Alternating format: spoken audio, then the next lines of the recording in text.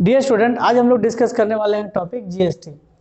ठीक है, goods and services tax.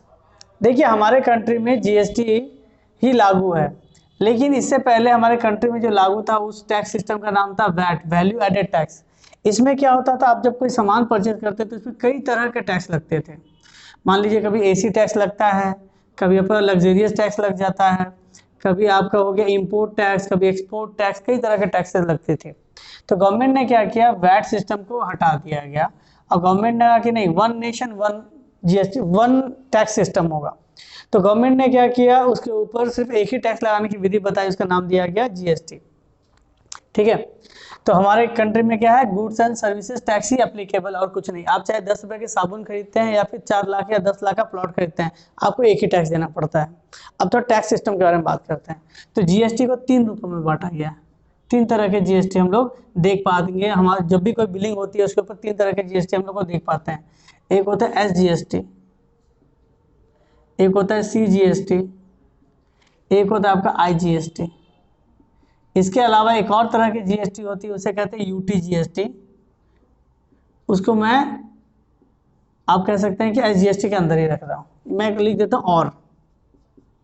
देखिए, अब इसको समझने के लिए आपको 2-3 चीजें और समझनी पड़ेगी। पहला होता है इंट्रा ट्रेडिंग। आप जो व्यापार कर रहे हैं या फिर कोई सामान बेचा या खरीदा जा रहा है वो इंट्रा हो सकता है। इंट्रा मतलब क्या होता है, with in state, with in state. और दूसरी होती है क्या सिस्टम, आपको इसी तो ही जगह से सवाल आएगा, इसके बाहर का सवाल नहीं आता।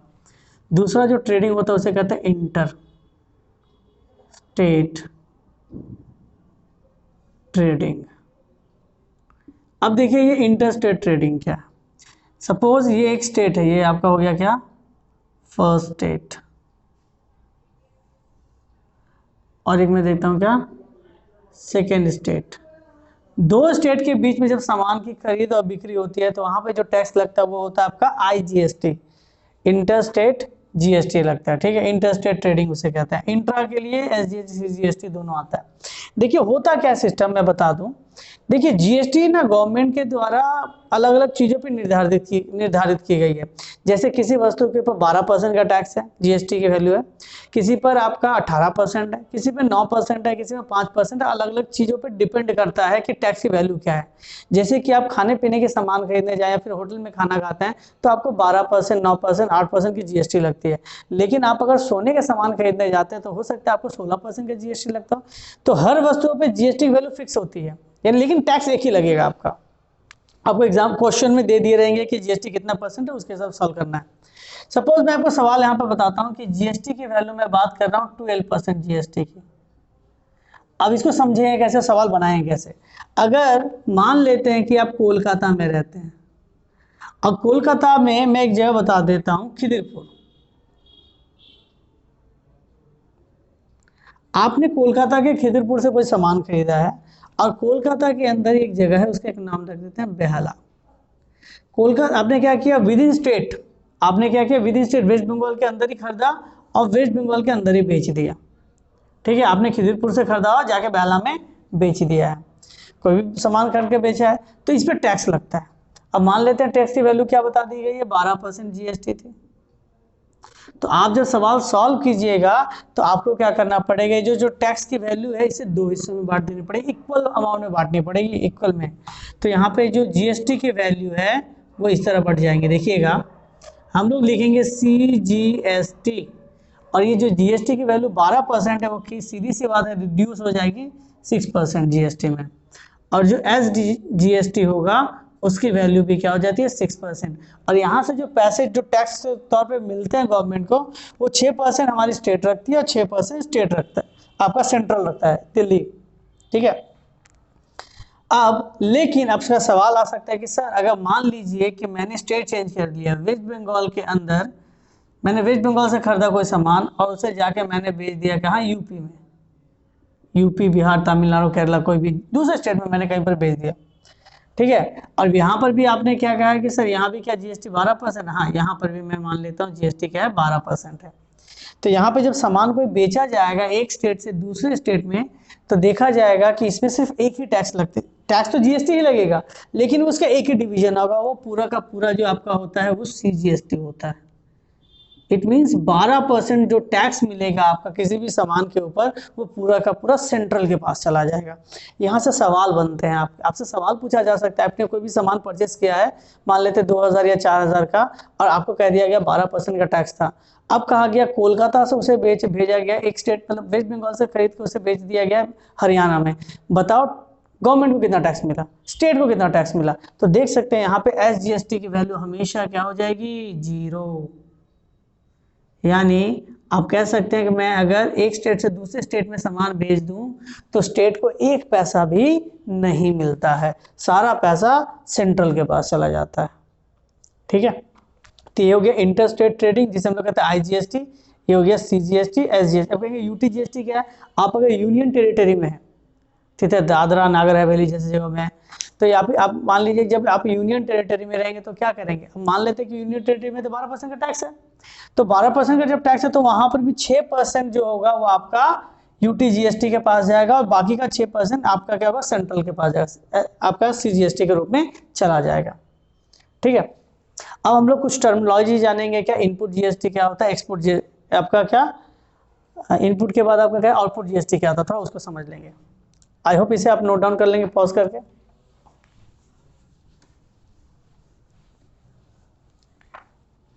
देखिएगा, आपको जैसे मैं एक छोटा सा एग्जांपल देकर समझाने की कोशिश करूंगा। सपोज मैंने कोई सामान खरीदा है, मैंने कोई भी सामान परचेस किया है 100 रुपीज में। ठीक है, किससे परचेस किया है? डीलर से। देखिए मैं इसको थोड़ा समझा देता हूं। आप जब भी कोई सामान खरीदते हैं किससे? डीलर से। और बेचा किसको गया? कस्टमर को बेच देते हैं। ठीक है, डीलर ने सपोज कोई भी सामान बेच रहे हैं आपको, कितने रुपए में? वो 200 रुपए में बेच रहे हैं। ठीक है, आप जब भी कोई सामान किसी से परचेस कीजिएगा, क्वेश्चन में देखिएगा, जब भी आप कोई सामान परचेस करते हैं तो वहाँ पे दो तरह की चीजें कहा जाता है कि 200 में उसने आपको बेचा, तो सीधी सी बात है आपके लिए कॉस्ट प्राइस क्या आना चाहिए? 200।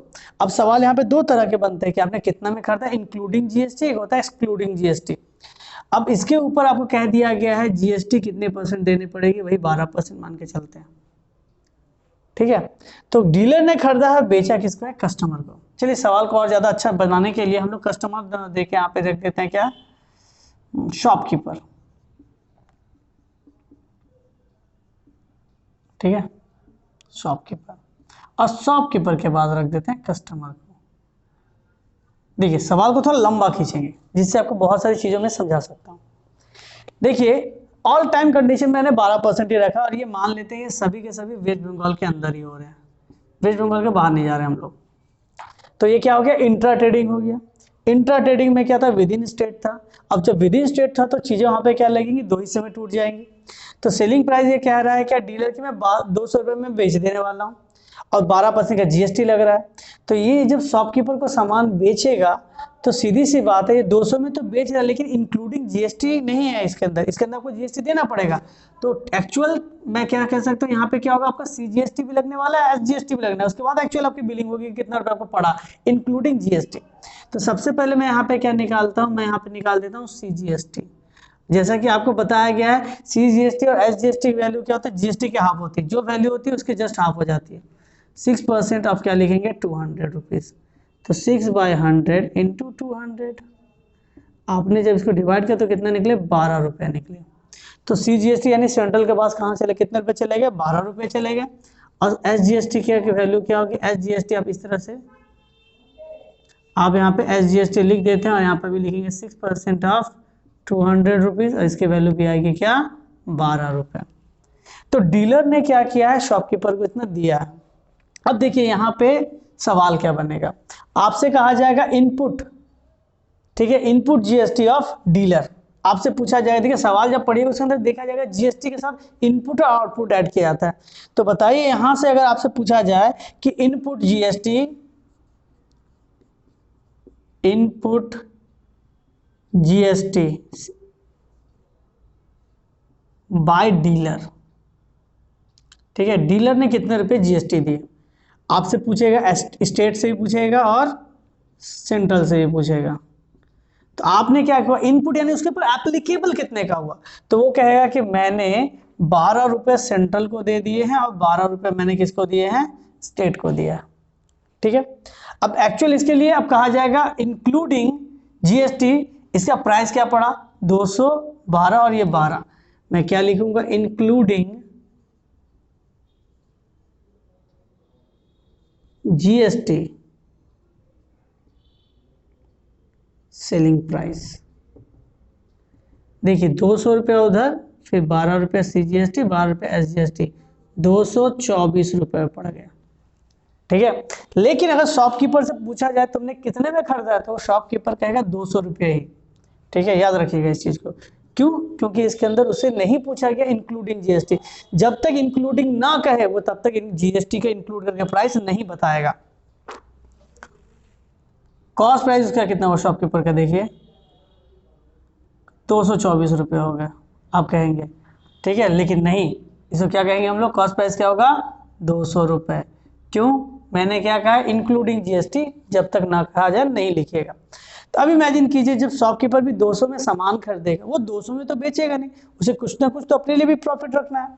तो शॉपकीपर कह रहा है कि मैं इसके ऊपर प्रॉफिट रखने वाला हूँ, कितना रुपया,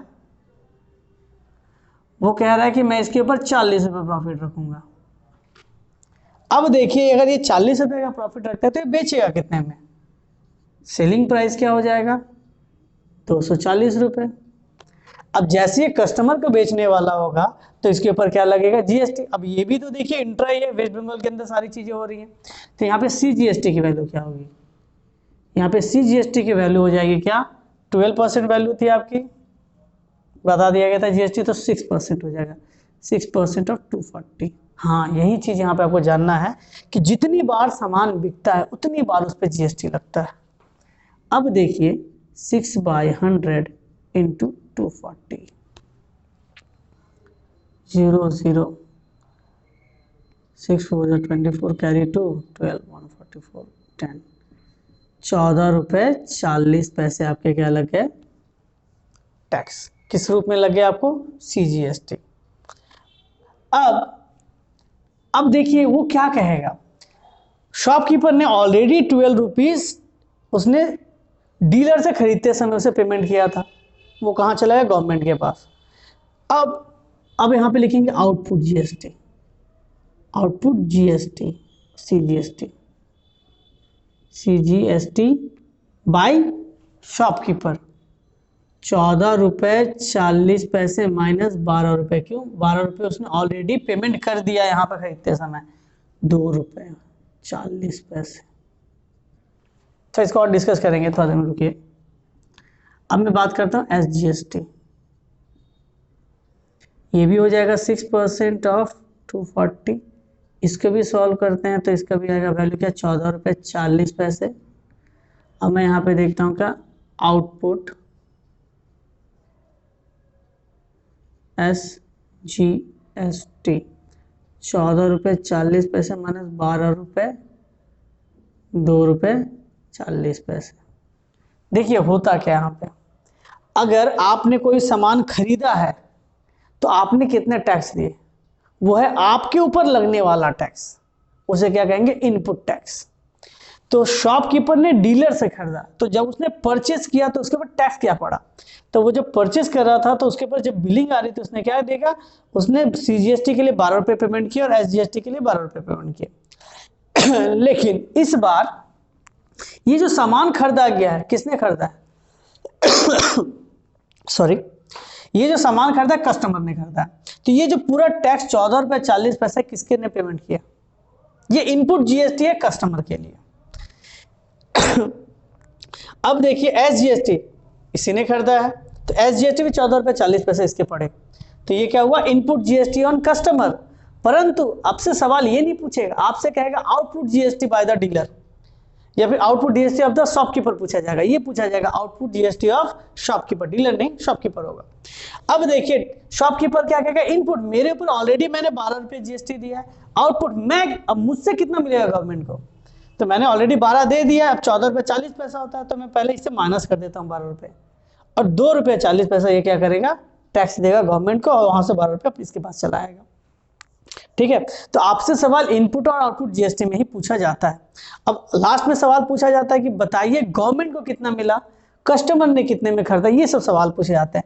तो कस्टमर का जो ध्यान से देखिए कॉस्ट प्राइस है विदाउट जीएसटी कितना हो गया 240 रुपीज। देखिए 240 में इसने बेचा, इसने खरीदा। अब आपसे पूछा जाएगा इंक्लूडिंग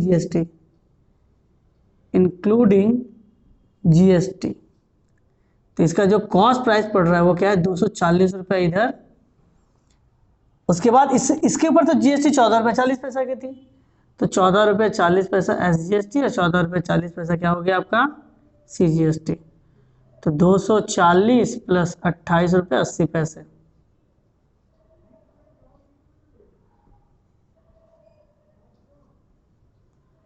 ₹268.80 उसके क्या पड़ गए कॉस्ट प्राइस इंक्लूडिंग जीएसटी।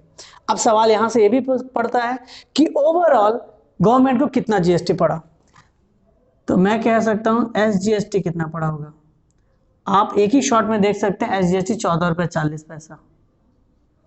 किसने कितना दिया बात के अंत में गवर्नमेंट सारे पैसे जुड़ के मिलते हैं, उससे 12 रुपये माइनस किया किसने, तो ये इसने इसलिए माइनस किया क्योंकि इसके आउटपुट जीएसटी कितनी पूछी गई थी इसलिए।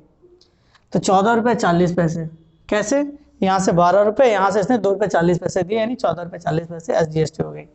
सीजीएसटी की वैल्यू क्या होगी, सीजीएसटी की वैल्यू हो गई आपकी सेम 14 रुपये 40 पैसे। ये सवाल पूछा जाता है। आउटपुट जीएसटी किसने कितने पेमेंट किया ये पूछा जाएगा, इंक्लूडिंग आपका जीएसटी प्राइस क्या होगा ये पूछा आपका जा सकता है। आप इसे एक बार थोड़ा नोट डाउन कर लीजिए, पॉज करके इसे नोट डाउन कर लीजिएगा। ठीक है, अब मिटा देते हैं इसे और एक सवाल कर लेते हैं हम लोग क्या इंटर जीएसटी का। सपोज ये वेस्ट बंगाल से एक सामान खरीदा गया, कुछ भी सामान खरीदा गया और उसे बेच दिया गया क्या यूपी के अंदर, उत्तर प्रदेश में जाकर बेच दिया गया। अब सपोज यहां से खरीदा गया कोई सामान, इसके दो केसेस में करवा देता हूं। मान लेते हैं यहां से कोई भी सामान परचेस किया गया है ₹1000 का, और इस पे जो जीएसटी की वैल्यू है, जीएसटी की वैल्यू वो कह रहा है क्या आपका 8% है। बताइए किसको कितना मिला। तो देखिए सीधी सी बात है, ये इंट्रा नहीं है, स्टेट चेंज हो रहा है, ये इंटर हो जाएगा, इंटर जीएसटी। तो मैं यहाँ पे क्या लिखूंगा कि यहाँ पे सेलिंग प्राइस क्या होगी, तो ये 1000 में बेच रहा है तो सीधी सी बात है सेलिंग प्राइस होगा 1000 रुपये। लेकिन अगर मैं यहाँ पे बात करता हूँ सीजीएसटी कितना होगा, सीजीएसटी आपका हो जाएगा, जैसे कि आपको पता है इंटर के अंदर ये जीएसटी डिवाइड नहीं होती, 8% ऑफ 1000, 8/100 1000, 80 रुपीज सीजीएसटी सेंट्रल के पास जाएगा, कितना 80 रुपये चला जाएगा। अब कहेंगे सर एसजीएसटी क्या होगा, ये सभी सवाल पूछा गया। तब कहेंगे इंटर के अंदर स्टेट को कोई पैसा नहीं जाता, 0 रुपीज, स्टेट को 1 पैसा नहीं जाएगा। क्लियर है, इस तरह के सवाल आएंगे, ये एक लॉजिकल इजी सा सवाल। आई होप इसे समझ गए होंगे आप लोग। अब इसका एक अंतिम सवाल कर लेते हैं। देखिएगा, अब मान लेते हैं कि वेस्ट बंगाल है, वेस्ट बंगाल से एक डीलर ने, थोड़ा बड़ा बना देते हैं इस बॉक्स को थोड़ा,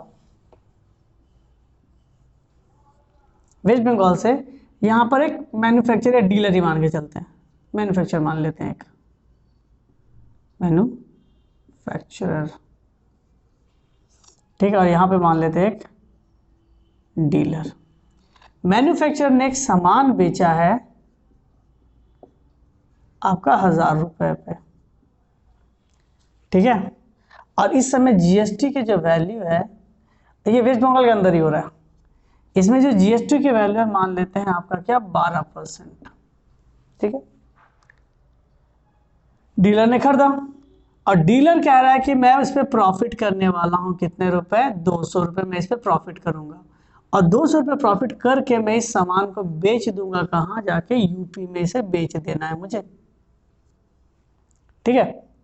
तो बताओ कि सीजीएसटी एसजीएसटी का पूरा खेल बताओ कि क्या क्या होगा। तो सीधी सी बात है, हम लोग क्या कहेंगे, मैन्युफैक्चरर ने 1000 में बेचा है डीलर को, ठीक है। तो मैं हेडिंग लगाऊंगा क्या, मैन्युफैक्चरर के अंदर सेलिंग प्राइस क्या है इसका 1000, बिलिंग वर्थ 1000 रुपीज़ का, लेकिन जीएसटी तो पेमेंट करना पड़ेगा उसे। तो यहाँ पे हम लोग क्या लिखेंगे, सीजीएसटी। जैसे कि आपको बताया गया 12% जीएसटी, तो मुझे पता है कि स्टेट के अंदर भी अगर कोई भी सामान बेचा जाता है तो जस्ट जीएसटी हाफ हो गए, दोनों में इक्वल डिवाइड हो जाती है सीजीएसटी और एसजीएसटी में। सीजीएसटी कितने हो जाएगी, 6% ऑफ 1000, 6/100 ऑफ 1000, 60 रुपीज। एसजीएसटी क्या होगी तब, 6% ऑफ 1000, इसे सॉल्व करेंगे तो क्या होगा, 60 रुपये आएंगे, ठीक है। ये इनपुट जीएसटी है किसके ऊपर, डीलर के ऊपर लग रहा है पैसा ये सब, तो ये डीलर पे इनपुट जीएसटी है, ठीक है। अब मैं डीलर के केस में निकालता हूं। डीलर के केस में अगर मैं बात करता हूं तो मैं क्या कह सकता हूं, डीलर ने खरीदा कितना में, तो डीलर ने खरीदा है 1000 रुपये में, टैक्स नहीं लेना है आपको। अब वो किस पे प्रॉफिट कितना रुपये चाहता है, देखिए इसके लिए कॉस्ट प्राइस है, इसके लिए सेलिंग प्राइस, इसके लिए कॉस्ट प्राइस है। अब ये चाहता है कि इस पे कि 200 रुपये का मैं प्रॉफिट रखूं अपने पास, कोई बड़ी बुरी बात नहीं है। तो ये बेचेगा कितना में, ये बेच रहा है कितना, 1000 और 2 1200 रुपये बेचेगा, 1000 में खरीदा, 200 का प्रॉफिट, 1200 में बेच रहा है। अब जैसे ही बेचने जाएगा तो क्या होगा, जीएसटी लगेगा। अब बताइए ये डीलर किसको, क्या स्टेट के तो बाहर बेच रहा है, तो यहाँ पे लगेगा सीजीएसटी। तो क्या लिखेंगे, सीजीएसटी, ठीक है। नहीं, यहाँ पे सीजीएसटी के जगह पे हम लोग क्या लिखेंगे, आईजीएसटी। क्या लिखेंगे, IGST, interstate goods services tax, interstate वाला। तो यहाँ पे क्या होगा, इंटरस्टेट में जो भी आपका टैक्स लगता है वो सीधा सेंट्रल के पास जाता है। तो मैं इस पे कह सकता हूँ कि मुझे कितना परसेंट लगेगा, 12% ऑफ 1200,